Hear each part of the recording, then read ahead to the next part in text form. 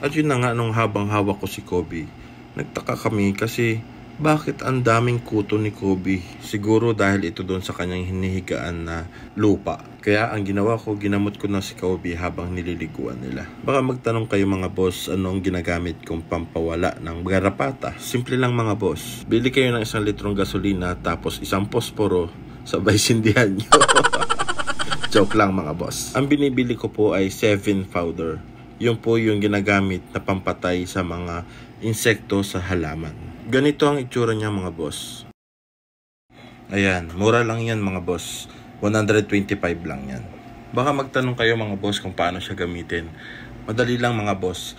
Bali, yung kalahati po ng sachet ay ilagay nyo dun sa tabo. Tapos, lagyan nyo siya ng tubig. Pagkatapos po nun ay halu-haluin lang. Then, yun po yung ipapambanlaw nyo dun sa aso. Liguan lang po muna ninyo yung aso. Then, pagkatapos nun, anlawan nyo na po siya ng 7 powder. Ang gagamitin nyo naman pong shampoo sa aso ay yung tinatawag nating wash out. Yun po ay shampoo ng manok. Ito po ang itsura nun mga boss. At yun na nga po mga boss, pagkatapos nyo po siyang shampoohan nun, anlawan lang po ng mga 3 beses.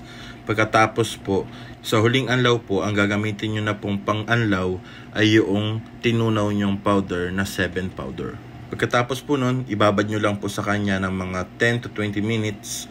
Tapos punasan nyo na po yung inyong mga aso.